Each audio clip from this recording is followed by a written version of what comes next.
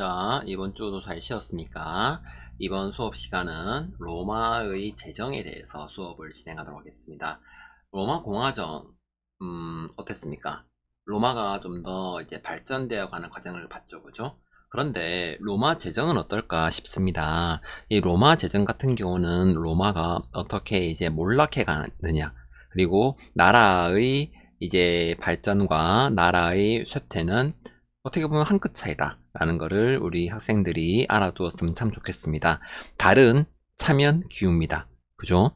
그래서 이러한 거를 학생 여러분도 잘 알고 영원한 승리자도 영원한 권력도 없다는 거를 이번 수업 시간을 통해서 알아뒀으면 좋겠습니다. 자, 본문으로 가죠. 제목에 보다시피 로마의 쇠퇴라는 게 있습니다. 근데 로마가 왜 쇠퇴하게 되었는가 라고 보면 로마가 굉장히 넓은 땅을 지배하고 있죠. 그리고 이제는 로마의 적이 없습니다. 로마의 적이 없다는 것은 로마가 아주 편안해졌다는 거죠. 그런데 사람들은 편안해지면서 일을 안 하게 되고 아무것도 하기 싫어합니다. 무기력해지는 거지요.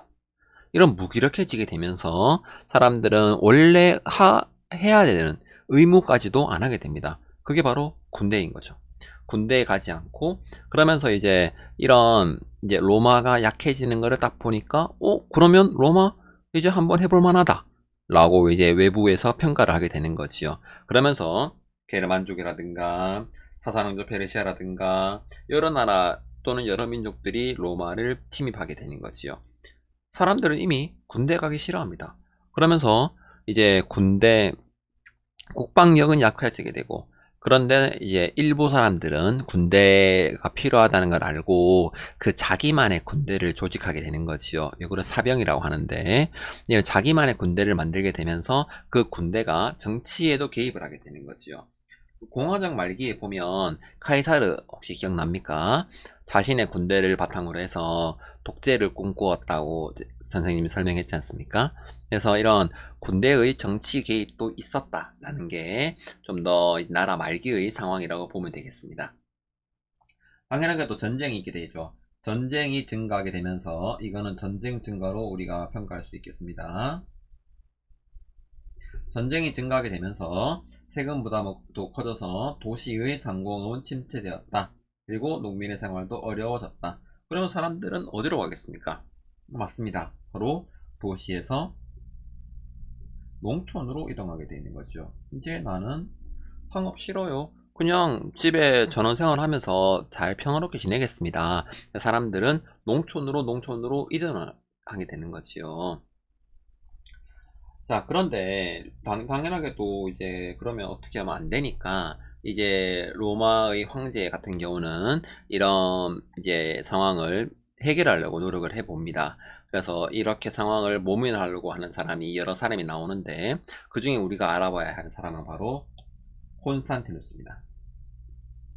이 콘스탄티누스는 여러 가지 활동을 하는데 바로 수도를 옮겼다는 뜻은 바로 예전과는 다른 체계를 하겠다는 거거든요. 그래서 비잔티움이라고 하는 콘스탄티노폴리스라는 지역으로 옮기고 현재 여기는 이스탄불입니다. 여기 옮기고 그리고 당시 사람들한테 좀 유행했던 종교가 있습니다. 뭐냐? 바로 그리스도교예요. 그래서 그리스도교를 공인하는 등 여러 가지 활동을 하려고 합니다. 그렇지만 이런 노력에도 불구하고 로마는 4세기 말에 동서로 분리가 되었습니다. 그리고 그 중에서도 서로마 제국, 동로마 아니에요. 서로마 제국은 게르만족의 침략을 받아서 5세기에 멸망을 했습니다. 안타깝죠, 그죠? 황제의 정이 끝난 줄 알았지만 사실은 그게 아니었어요. 다른 참에 기울다시피 잘 나가는 것에 위기가 있는 것이죠. 그렇지만 로마는 서로마, 특히 로마는 이제 약화되었고 멸망을 했지만 그렇지만 지중해 전체를 지배했던 어떻게 보면 당시에 유럽이라고 생각했던 지역을 지배했습니다. 그래서 로마는 현재 남아있는 유럽에 아주 큰 영향을 주게 됩니다.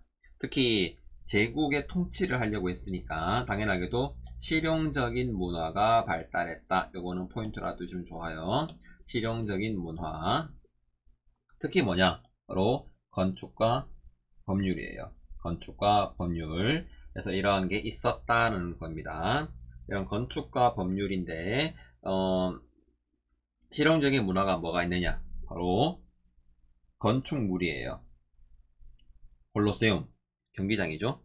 개선문, 전쟁에 승리했던 사람이 들어오는 곳, 공주 목욕탕, 사람들이 모이는 곳입니다. 그리고 이런 거를 마련하는 과정에서 토목기술과 건축기술이 발전했다. 사람들이 실제로 쓰일 수 있을 만한 거를 많이 만드는 것 같아요.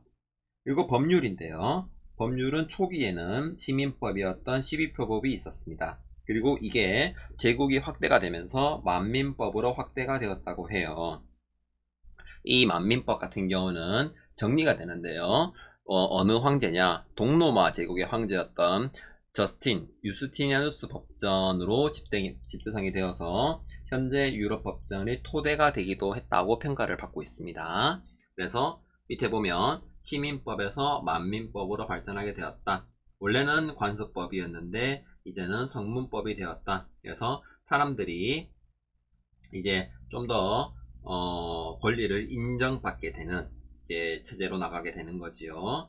그래서 이제 쭉 가는 겁니다. 유스티니아누스 법전까지 있었다라는 거를 우리가 교과서에서 학습을 해볼 수 있겠습니다. 다음 페이지로 넘어가게 되면 뭐가 나오냐? 바로 로마의 종교가 나와요. 원래 로마의 종교는 없습니다. 원래 로마는 다신교였습니다. 로마는 다신교. 누구나 믿었습니다. 자, 그런데 로마 제국입니다. 로마 제국 초기에 팔레스타인, 현재 이제 이스라엘 지역 쪽 되는데요. 이 지역에서 예수라고 한 사람이 탄생을 했고, 예수는 바로 그리스도교를 창시했습니다. 그리스도교가 뭐냐? 바로 사랑해라 라는 거죠. 사랑, 그리고 믿음, 신을 믿어라 라는 거죠. 그래서 이런 걸 하면 누구나 천국 간다 라고 가르치면서 사람들한테 가르치게 됩니다. 근데 사람들이 진짜인가? 왜 누구든지 구원 받는다. 누구든지 평등하다는 이제 가치가 나오게 되는 거지요. 당시 차별을 받고 있던 하층민, 그리고 여성에게 굉장히 큰 영향을 주게 됩니다. 근데 이 그리스도교는 뭐가 문제가 있습니다. 바로 전통적인 신들, 다신교잖아요. 전통적인 신들과 특히 황제 숭배를 거부했다. 이게 포인트예요. 황제 숭배를 거부했다. 그러면 황제는 어떻게 할까요? 바로 그리스도교를 박해하는 거지요. 그리스도교 박해. 그죠? 그리스도교를 박해했지만 사람들은 점점 이제 믿게 되는 거지요. 그래서 이제 황제가 이거 좀 그렇구나. 그러면 이 사람들을 내 사람으로 만들어 보자 라고 이제 생각을 바꾸게 됩니다. 그 황제가 누구냐? 두 명 있는데요. 바로 콘스탄티누스 황제. 우리 앞서 배웠죠. 그리스도교를 공인했다는 것은 공식적으로 인정했다는 겁니다. 종교의 하나로 인정했다. 그래서 황제권의 강화를 추구했다. 그래서 너네가 믿는 예수님, 하나님 믿어라. 근데 나도 믿어달라는 거예요. 황제도 믿어달라는 겁니다. 그리고 이제 이 칙령은 바로 콘스탄티누스의 칙령은 313년 밀라노 칙령이고요. 그리고 4세기 말에 테오도시우스 황제라는 사람이 있습니다. 이 사람은 이제 로마의 국교로 지정을 해요. 국교. 국가의 유일한 종교라는 거지요. 그래서 공인은 여러 가지 중에 하나라는 거고, 국교는 다른 거 다 안 돼. 이것만 믿어라는 겁니다. 그래서 좀 더 이제 국가의 보호를 받게 되면서 그리스도교가 세계적인 종교가 되었다는 거예요.